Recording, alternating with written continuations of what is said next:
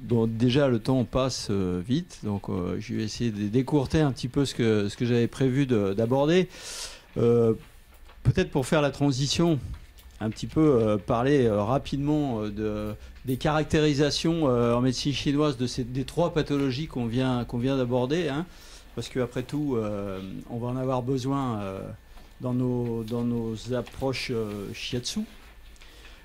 Alors commençons par les deux pathologies qui sont bien identifiées en médecine chinoise, à savoir le Parkinson, hein, donc qui appartient à la rubrique convulsion, on appelle ça comme ça en médecine chinoise, qui est toujours mise en relation avec le vent du foie.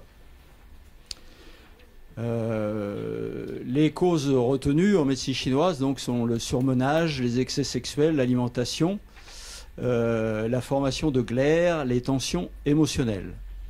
Alors on pourrait, après, peut-être dans le débat, on aura peut-être l'occasion de parler un petit peu plus avant de ça, parce qu'il y a trois cas qui sont retenus. Après, au niveau des énergies potentiellement perturbées, et c'est pas tout à fait les mêmes, donc l'action ne sera pas tout à fait la même non plus. Mais bon, là j'essaie d'aller un peu vite, on y reviendra éventuellement après. En ce qui concerne la fibromyalgie, là on parle de syndrome d'obstruction douloureuse, hein, c'est ce qu'on appelle le syndrome BI en chinois. Ce syndrome-là désigne les douleurs, les endolorissements, les engourdissements des muscles, des tendons, des articulations, liés à l'invasion du vent, du froid et de l'humidité. Le vent, le froid et l'humidité envahissent le corps et obstruent les méridiens, entraînant un syndrome d'obstruction douloureuse. Hein, ça, c'est la classification générale. Alors, on va retrouver quelque chose dont on va parler encore après, hein, parce que c'est des ponts qui sont intéressants à faire par rapport à l'énergie de défense et à l'énergie nourricière. Hein. Dans ce cas de syndrome d'obstruction douloureuse, on a les deux énergies qui sont en vide, en fait. C'est la cause retenue en médecine chinoise, c'est un vide de ki nourricier et du ki protecteur.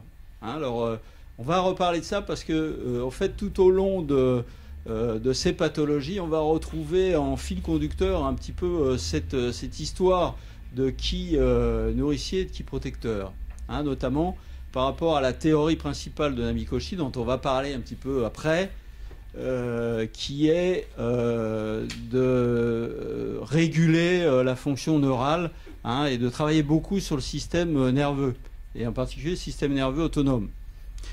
Donc vous allez voir qu'il y a une répercussion par rapport à ça.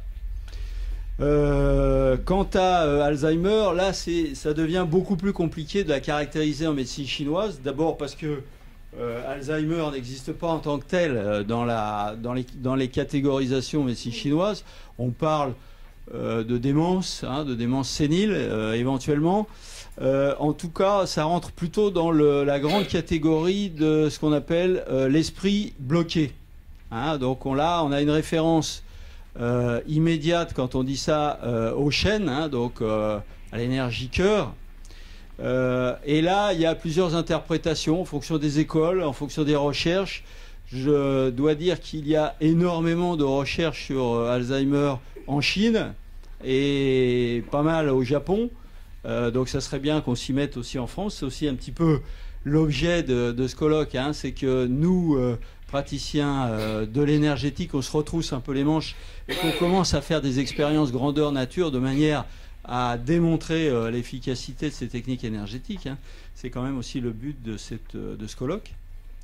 Alors, moi j'ai retenu deux des hypothèses les plus courantes qu'on peut retrouver. Hein. C'est d'abord une atteinte de l'énergie cœur et de l'énergie rein. Bon, ce qui paraît évident puisque les deux sont en relation avec le cerveau, hein, et les problèmes liés au cerveau.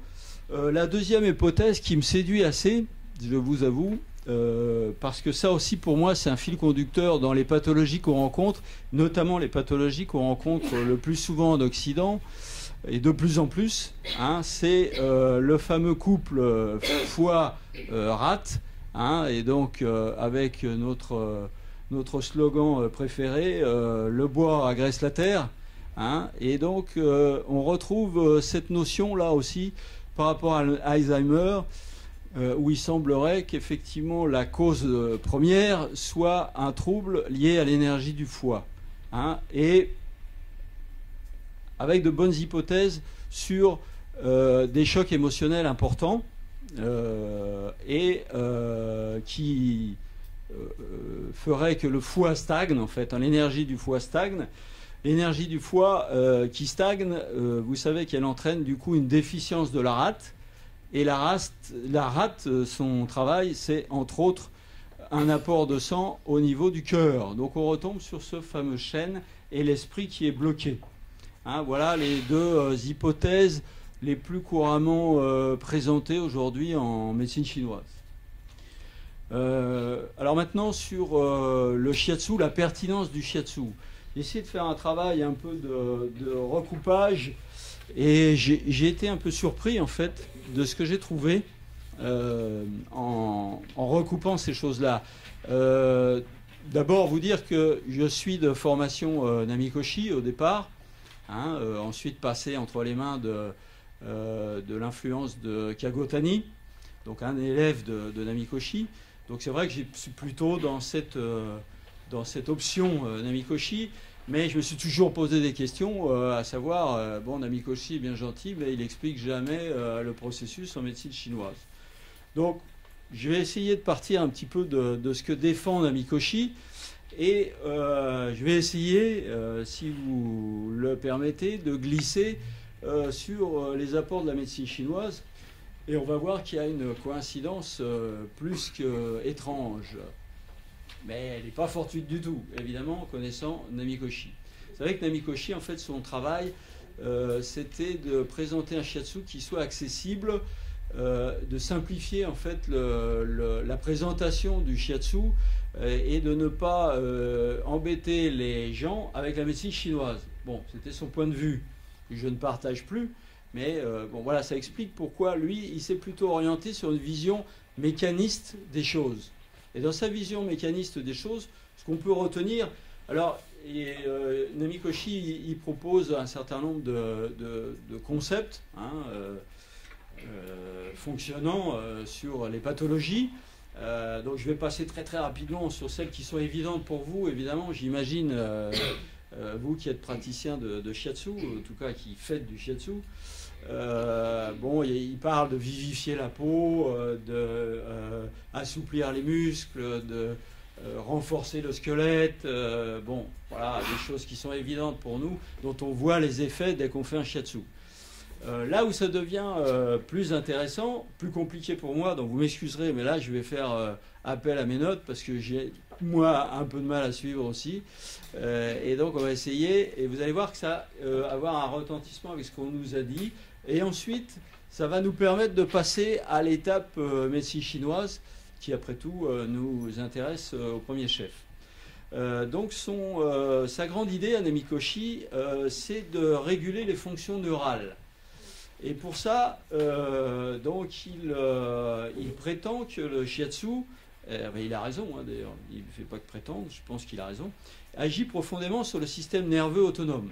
Alors le système nerveux autonome, c'est la partie du système nerveux responsable des fonctions automatiques.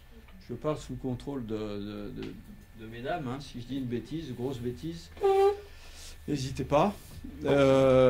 Et il contrôle les muscles lisses, les muscles cardiaques, les fonctions respiratoires, digestives et cardiovasculaires. Il agit sur la motricité et les sécrétions viscérales. Et sur le plan sensoriel, il traite les informations en provenance de la sensibilité viscérale. Ce qui veut dire qu'une partie de notre système nerveux fonctionne en dehors de notre volonté. C'est le système nerveux autonome qui s'occupe des fonctions réflexes de notre corps. C'est lui qui gère notre relation aux stimuli externes. Soit il s'adapte, c'est la fonction parasympathique, soit il se ferme, c'est la fonction sympathique. C'est la fonction sympathique qui est responsable des blocages d'énergie et donc des dysfonctionnements de notre organisme. le système sympathique sert à mettre en route les défenses de notre corps face aux agressions extérieures. Lorsque le système nerveux autonome entre en déséquilibre, les symptômes apparaissent. Et c'est là que nous arrivons avec notre shiatsu. Le shiatsu va stimuler le système nerveux parasympathique, le frein, hein, le régulateur, le modérateur, afin de régulariser et de rééquilibrer le système nerveux autonome. Je n'ai pas dit trop de bêtises. Bon, tant mieux, parce que ça serait bête, ce serait dommage. Donc ça, c'est le cœur de la théorie d'Amikoshi. Hein, il agit sur ce système nerveux autonome. La deuxième application, en fait, de cette grande théorie, enfin la deuxième bascule, c'est le travail sur les réflexes cutanéo-viscéraux. Et là, ça va devenir plus parlant, hein, puisque on va faire maintenant le pont avec la médecine chinoise de manière plus précise. Quand les dysfonctionnements se produisent dans les organes internes, l'excitation des nerfs sensoriels viscéraux afférents agit sur les cordes postérieures de la moelle épinière, hein, c'est des extrémités de la moelle épinière sur les vertèbres, enfin au niveau des vertèbres, sur le système nerveux autonome qu'il aurait associé, sur les nerfs sensoriels de la peau et des muscles, provoquant une hypersthésie et une tension musculaire excessive. Là, Namikoshi dresse une cartographie de 31 points, hein, tout au long de la colonne vertébrale. Une action sur ces points hypersensibles ou tendus va mettre en route un processus réflexe sur les organes internes. Ça, c'est la théorie Namikoshi. Évidemment, ça nous permet de basculer sur ce qui se passe concrètement en médecine chinoise, à savoir l'action sur deux lignes. La première, c'est la ligne des points curieux, ce qu'on appelle les points Huatuo. Ce sont les points qui sont de chaque côté de la colonne vertébrale à un demi-doigt de la colonne vertébrale, ce qu'on fait donc le long de la colonne vertébrale en shiatsu. Hein, Huatuo, c'était un médecin chinois en fait qui a expérimenté ces points sur lui d'abord au départ. Enfin, je ne sais pas comment il faisait, ceci dit, pour faire tous les points, mais bon, c'est l'histoire qui dit ça. Évidemment, ces points, ils ont la même fonction que les points Yu, les points chus dorsaux. Ils ont la même fonction. Hein, vous voyez, les points chus dorsaux, donc ceux qui sont à un kun et demi de la ligne médiane de la colonne vertébrale, donc de part et d'autre de la colonne vertébrale. Au fond, c'est la base du shiatsu, en tout cas du shiatsu Namikoshi, mais je pense de tous les shiatsu. En tout cas, c'est la base du diagnostic. Vous savez que c'est à travers ces points-là, en tout cas, qu'on mesure l'énergie, qu'on l'apprécie. Hein, et comme justement nous avons la chance d'être des praticiens qui utilisent les doigts, nous avons la sensibilité que nos amis acupuncteurs n'ont pas, ou que d'autres praticiens d'énergétique n'ont pas non plus. Enfin, Dominique, elle l'a parce qu'elle fait du shiatsu aussi. Mais... donc ça, c'est le grand apport du shiatsu. Hein. Alors maintenant, ce qui m'a, donc là où je suis un petit peu, où j'ai réussi à faire un petit peu le pont, donc il y a ces points U que vous connaissez, que vous utilisez, hein, qui forment le diagnostic numéro 1 en shiatsu, et qui sont aussi des points d'action très forts, hein, puisque vous savez qu'autrefois en Chine, on utilisait dans certaines écoles de médecine chinoise, on utilisait uniquement les points Yu et les points Bo pour traiter les patients. C'est dire la force de ces points Yu qui sont directement reliés à l'énergie de l'organe. Ensuite, ce que j'ai là où on peut faire un pont, donc ça c'est la vision mécaniste de Namikoshi. Maintenant, si on fait le pont avec la médecine traditionnelle chinoise, on s'aperçoit que l'énergie défensive, elle correspond au système sympathique. Hein, c'est une énergie qui est yang, rapide, mobile, qui circule hors méridien, à la surface de la peau. C'est l'énergie de défense, hein, qui protège l'organisme contre les agressions externes. Elle est quelquefois associée un peu abusivement à l'énergie tendino-musculaire. Hein, justement, ça c'est la grande théorie, par exemple, de gens comme Kagotani, par exemple, hein, qui prétend mobilise beaucoup l'énergie tendino-musculaire en shiatsu. L'autre énergie, c'est l'énergie nourricière, hein, l'énergie Rong, et qui correspond au système parasympathique, lui. Plus yin, moins mobile, qui circule dans les méridiens, c'est l'énergie réparatrice de l'organisme. C'est donc sur ces deux énergies-là qu'on va beaucoup travailler en shiatsu pour rééquilibrer les énergies et travailler sur ces déséquilibres, notamment les déséquilibres liés au système nerveux autonome. Maintenant, sur la présentation que j'ai faite tout à fait au début des pathologies, et pour lancer un petit peu le débat après, enfin, même si notre partie présentation n'est pas tout à fait terminée, là je parle un peu d'expérience, ce dont je m'aperçois, et dans la présentation là, des 3 pathologies telles qu'elles ont été faites, je reviens sur ce que j'avançais un petit peu tout à l'heure sur l'importance de l'énergie foie, hein, dans ces pathologies et le déséquilibre entre l'énergie bois et l'énergie terre.